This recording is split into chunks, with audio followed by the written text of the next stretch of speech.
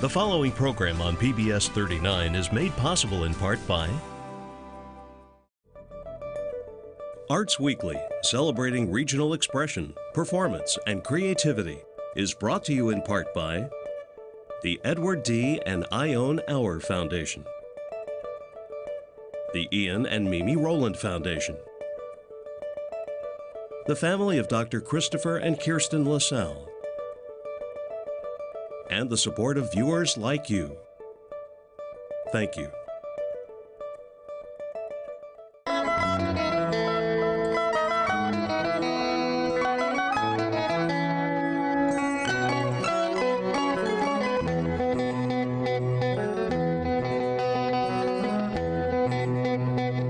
This is Arts Weekly.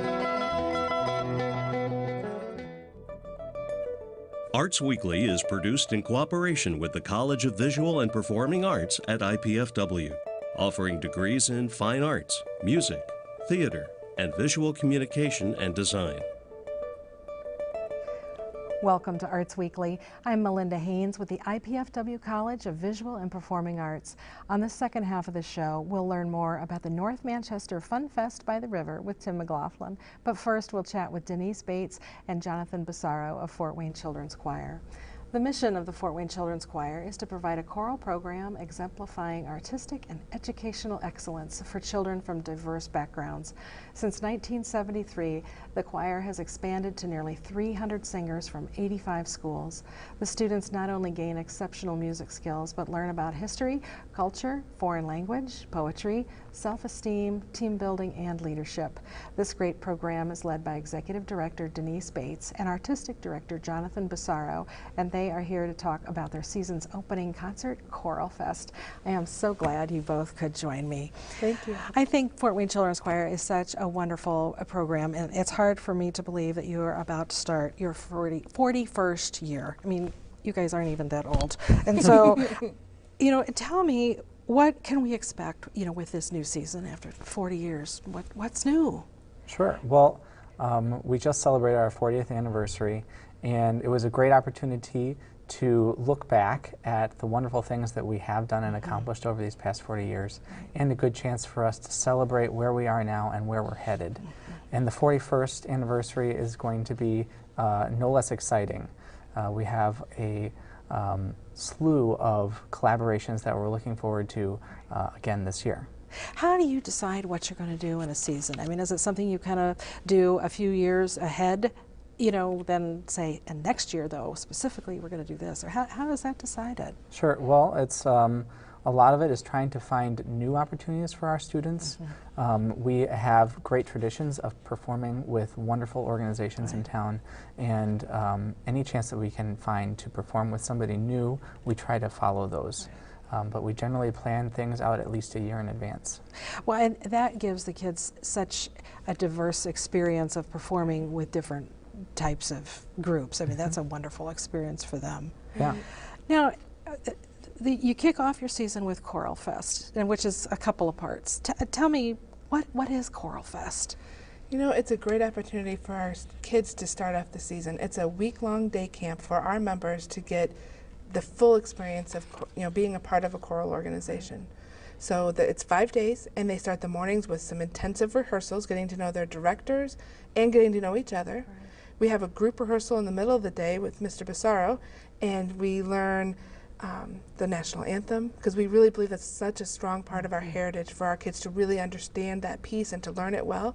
And then in the afternoon, they do rotations, and they learn different kinds of additional music kinds of things. So this year we're doing drumming, and we're doing drama, and we're doing folk dance, and we're doing Orff instruments, which are wooden xylophones. Okay. And then we end, you know, that goes all 5 days, and then we end the week with our Choralfest concert, in which we can showcase all the children's hard work through their pieces that they've learned, but also showcase some of those extra things they did with the Orff instruments as well as the drumming. In this experience, I mean, this is very intensive all day for a week, and I would imagine that, you know, you've had students who've done this Choralfest several times and welcoming some new students. Yeah. You know, what do you think the experienced student gets out of it? You know, maybe a little bit different than the brand new student. Sure. Well, The biggest thing is that they get to meet their new choir. Every year there's a we get rotate new around a little students, bit. and then we have students that graduate, and so every year we get to sort of start over and make new friendships and rekindle old ones. Then we also get to start making each ensemble. We have 8 different ensembles in the children's choir, and so a lot of times students will move from one ensemble to the next. I see. So they get to know a new director as well. So the age range of Fort Wayne Children's Choir, the youngest students are how old? Our core ensemble program starts in about 3rd grade, and we go through high school. Okay, so and then do they get in these different ensembles based on their grade level, or is it more grade and ability? We try to place all of our students based on their ability level, and a lot of times that correlates very closely to their age. Right, that would make the most sense. Yeah. Occasional spillouts on either direction. Exactly. So you have a theme every year for Choralfest. What's your theme this year? Our theme this year is Broadway and the American folk song. Oh, there's nothing more fun than that. So what kind of music are the kids learning? So they're going to learn very quickly in this 1 week of rehearsals. They're going to learn music from traditional musical theater pieces, so you'll hear everything from Mary Poppins to Peter Pan to my personal favorite, The Sound of Music. Of course. Yeah. And then they're also going to learn American folk songs. And similar to what Denice was saying about the Star-Spangled Banner being a part of our heritage, the folk songs are a part of what our children know as part of their culture here in the United States. Now, the music that they're learning this week, you know, for that end concert, do they memorize all this music? That's always a part of your performance? Everything's memorized, isn't it? That's an important part of what we teach, because we feel like when they're looking at the music, they can't be engaged with the audience. Right. And so memorization's a big part, and sometimes challenging, but our children rise to the occasion, and it's a wonderful concert to see them. The singers can look and be engaged with the audience. And do all of them come to the children's choir knowing how to read music? I mean, I think that's kind of a foreign concept for a lot of people to understand. They think you just sing. You know, someone tells you the melody and you sing, but it's not like that. You really have to learn to read the notes. Right. The Fort Wayne Children's Choir really focuses on music literacy. So our students come to our program, and by the time that they have spent some time with us, they know how to read music. They've really learned a lifelong skill that they can keep using. So when students come to us, they might not know how to read music, and that's okay. We try to meet them where they are and then bring them up to speed. And that's a lot different from reading music for an instrument. I mean, the note is the same, but playing it on the piano is different than learning to make that note yourself. Yeah, and it's a very personal thing too, that your voice is part of you and who you are, and so that's a great part of learning self-confidence and being able to find your voice. The Children's Choir really helps students be able to find their voice. So when you do Choralfest, that music education part of it, that's pretty intensive, I would imagine, in this first week, as well as in the rest of the year, but is that one of the things you concentrate on as well? Right. Our directors are all qualified music educators, and so what they're doing during anytime Choralfest or throughout the season, they're using the music or the repertoire that we're have in front of the children to teach those musical concepts. Right. So if there's a piece of music that has a certain time signature or key signature, they're using that time as they teach the music to also teach that musical concept. Gotcha. So there's the music education, the music theory, the music performance, are all of this. Part of it. At Choralfest as well as the rest of the year. So tell me about the concert then. Open to the public, and where is it and when is it? The concert is on Friday, the 9th, and it's at Follinger Outdoor Theater, and it's at 7 p.m., and it's a free concert. Wow, what a wonderful experience to hear all of these kids in performance like that. You know, we talked a little bit about their age ranges already, but you know, after Choralfest and your regular Fort Wayne Children's Choir season starts, you know, what's different about that? Sure, there must still be regular rehearsals, but not as intense of a... Well, there are regular rehearsals, and we start right around Labor Day. And they're an hour and a half long, and they're weekly for most ensembles, except our more advanced ensemble rehearses twice a week. But they're still intensive in the sense where we're learning a lot.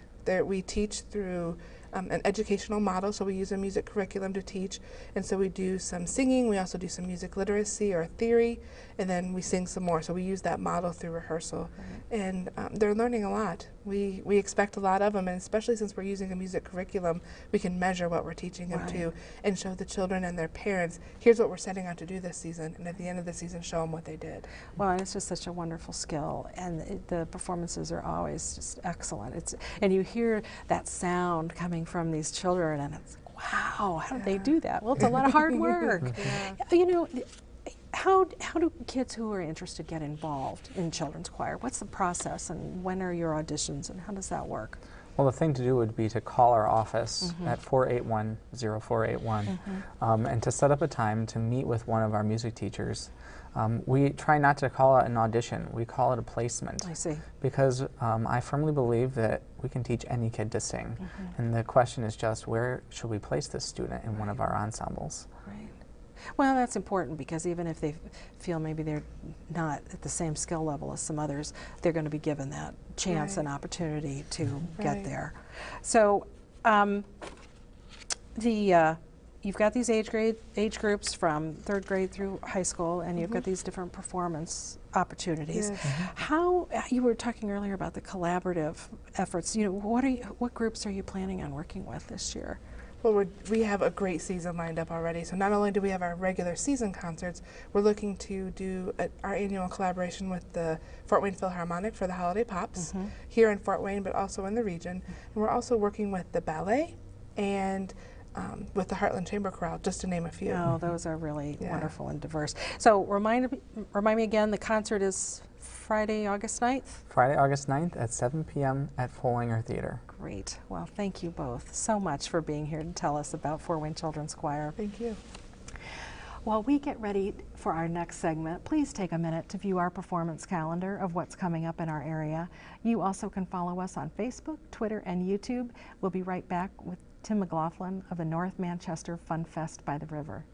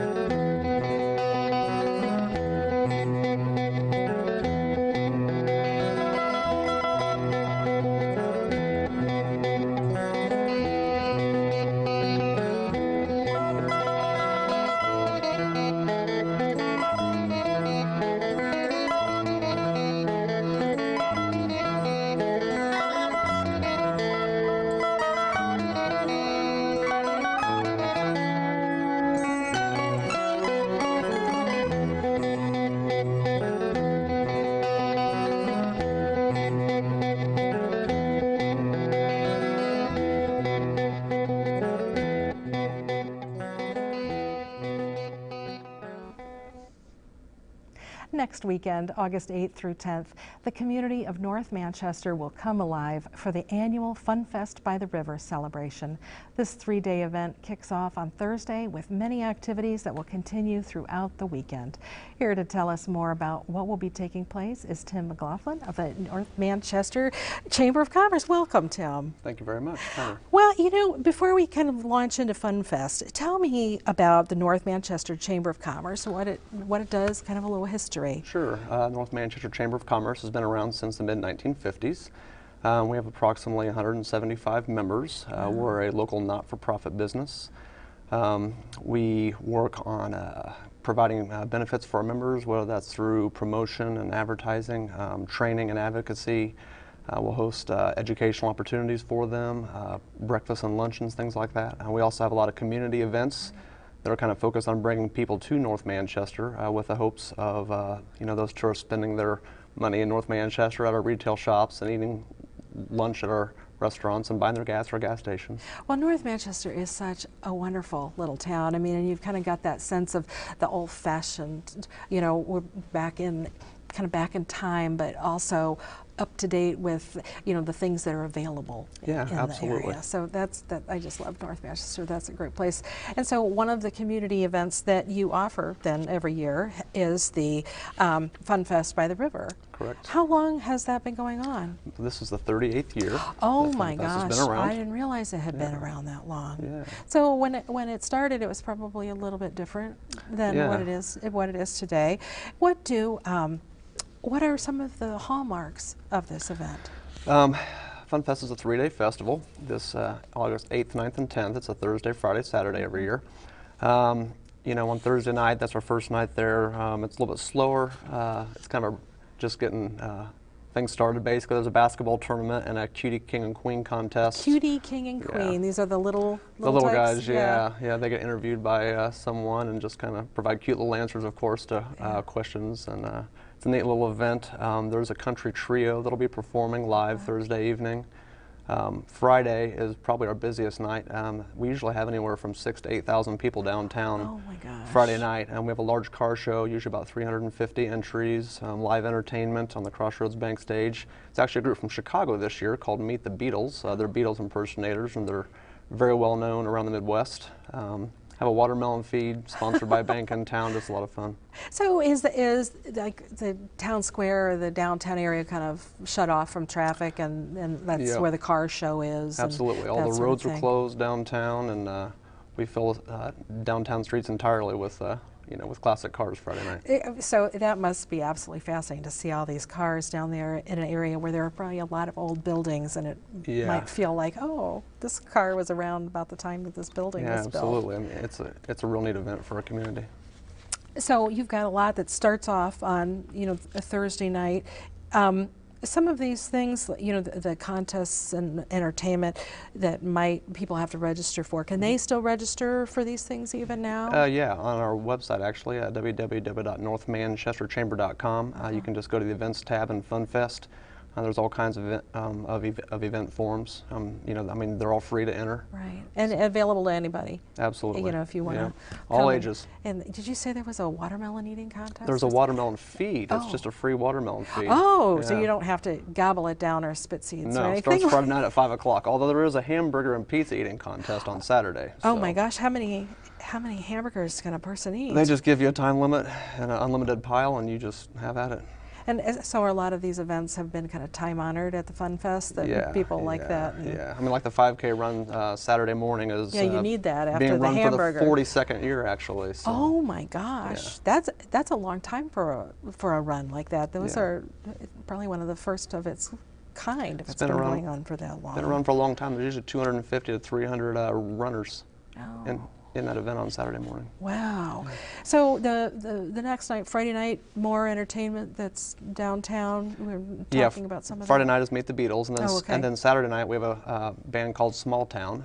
They're actually kind of a local connection from the county, basically. They performed last year on Saturday night, did wonderfully, and so we invited them back again this year. So is there like an amphitheater or an outdoor space where they perform? Just a large stage that we bring downtown and set up right at the intersection of Main and Market Street, so all outdoors underneath the lights. So anybody who wants to come, y'all just bring a chair or a stand or sit on a blanket? They bring lawn chairs, a lot of people dance, but there is a lot of bleacher seating as well. Now, you've got like a raffle going on for a Camaro, did you say? Correct. So these are different fundraisers. This is for the Chamber of Commerce. Yes. And so if you got that going on as well, and so does the winner get pulled or notified or something over Gets this drawn weekend? on stage that night at 9:30. The band kind of stops Friday night at 9:30, and we take all the tickets up on stage and select the lucky winner. Oh, so someone might drive home in a new With car. a car that night, or split the pot cash actually too. Well, that's always a good option as well. So you've got a lot of things going on all day Saturday. We were talking about some of them already, the run. But I see things like canoe race and a tractor pull. Yeah. These are, wonderful old-fashioned activities that are taking place. So the canoe race must be on the river. I mean, It this is a on the fun Eel River, festival. absolutely. This is the Eel River, and how close to downtown is this? Runs right behind downtown. Okay. So, yeah.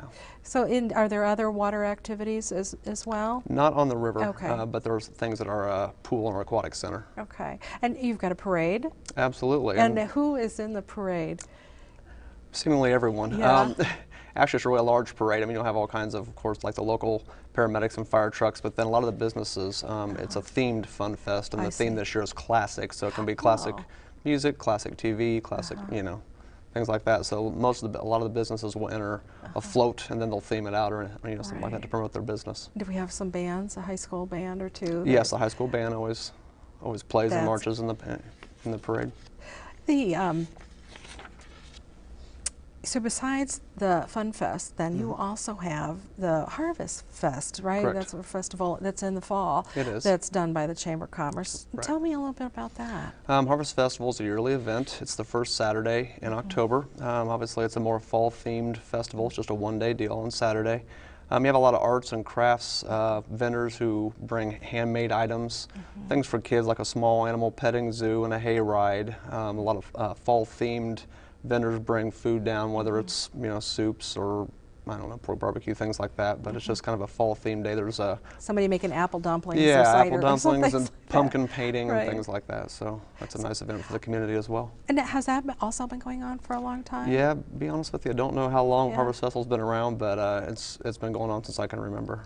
Well, that's a wonderful event that I'm sure that the community just looks forward to every year. And so people can still, probably might even be close to time if they are interested in being a vendor at that event. They Yes. can Yep. still do that. Now, the North Manchester Chamber of Commerce holds some other events besides these festivals. Are these the only two community festivals? As far as festivals go, yes. But you have other things too. Right. Tell me a little bit about what else you've got. We'll do like a beer and wine tasting event in September, which is open to anyone. We do host the Easter egg hunt in the spring. Santa Claus's arrival in December. We do fall and spring educational breakfasts where we invite speakers in, kind of a member training opportunities, you know. Well, and I think as you probably do other kinds of educational programming for the business community as well. So you said you bring in these speakers, and what other kinds of topics do you have? The topics, we try to keep them, I guess we change the topics up quite a bit. And one time might be a training on social media, and just how you can use social media to your advantage as a business owner. Right. Certain times of the year, we'll do like a political forum, things like that too. Yeah, maybe a healthcare topic or. Actually, that's coming up in the fall, a healthcare topic, yeah. You've got one. And so are these open to anyone in the community or just Yeah. chamber members or? Anyone in the community. We always advertise them in the newspaper, and we post them on the website, things like that. So yeah, they're available to anyone who'd like to come. Those are great educational opportunities for everybody. And then we talked a little bit about the car show, with all these classic cars. Now that's been going on for not quite as long as the Fun Correct. Fest, but do you have people from all over, the region who come and exhibit their cars as well as look at these? Absolutely. This is the 23rd annual car show. They come from all over, out of state, a lot of them. Wow. Our car show is known as one of the larger ones in the area. There's usually around 350 entries. Oh my goodness. With nice weather, of course, but Right. yeah, it certainly is one of the larger car shows around, and like I said, it's been going on long enough that people know, Right. about the car show. In So North this is the Manchester. kind of event where the cars are all, parked not too terribly close together, but like with the not the trunk, but The hood's up, and you can, they're all the super hood's up, you clean can see inside. the engines, they're beautiful. They might not have even been driven there. They might have been For car carried lovers or along. enthusiasts, it's a pretty neat night. And so, are there other vendors there who are selling car-related things as Yes, well? So if you're looking to find something for your particular car, you can there are a few of probably those. find it there. Absolutely. Now, how long have you been at the Chamber of Commerce? This is my 4th year there. Okay, and where are you from? North Manchester? Yeah, I actually was born in North Manchester and lived there my whole adult life. Oh, so what brought you to the Chamber of Commerce then? Just a job opportunity. I had worked a few other places in North Manchester, of course, in my life, but My job experiences have just all been dealing with businesses and business owners, and it's just a good fit for me. Oh, well, that's great. So what do you do as the executive director? I mean, do you have a large staff and Very small staff, actually, just myself and one other part-time oh, wow. employee. So, yeah. So we kind of do it all. Obviously, we're in charge of the business side of things, but also the event and programming planning. Yeah, there's just a lot of, I mean, our job changes daily, which makes it fun. Oh, I would bet. So you've got to do a lot with just two people. Small staff, yeah. All the financial things and all the meeting of the potential new Chamber of Commerce. Sure. A lot of member visitations, things like that. Yeah. Are there people from outside North Manchester who are members of the Chamber of Commerce? Absolutely. We probably have 25 or 30 members from Wabash, some from Warsaw, and also from Huntington. Because they're doing business with the people of North Manchester. Correct. So that's great. Well, let's just kind of go back again to Fun Fest, because that is coming up. So it starts Thursday night, August 8th. August 8th. Yeah. And it runs Friday and Saturday. Saturday. And is it basically all day, or what time does it start on Thursday is mostly evening, probably 5 Okay, o'clock to okay. about 10. You know, Friday about 2 o'clock in the afternoon until 11 o'clock, and then Saturday morning, 8 o'clock events start, and they'll run all the way up until 11 o'clock in the evening. Okay, and then it ends on Saturday Saturday evening. evening about 11. And how can our viewers get some more information?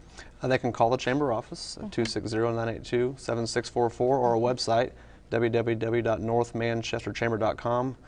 Just go to the events tab, click on Fun Fest, and then it opens up press releases and event forms and flyers and brochures. Everything you need to know. Absolutely. Well, thank you, Tim, so much for being here. It's been great to hear about this. Thank you.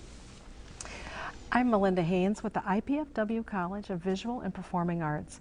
Please join me next time on Arts Weekly when we'll meet Mandy Kolkman to hear about the Fillmore on Broadway and their August 9th Maurice John Bond concert.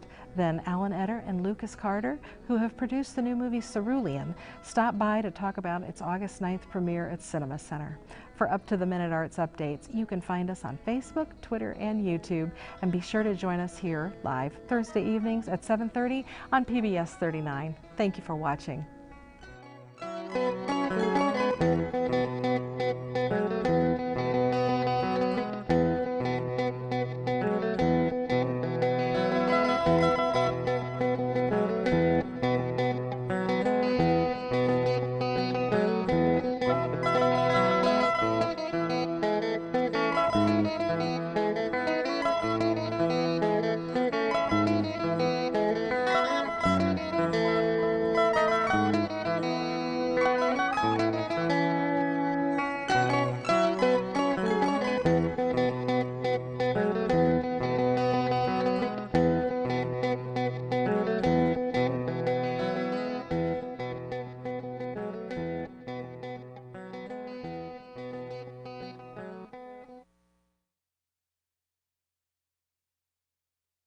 The preceding program on PBS 39 was made possible in part by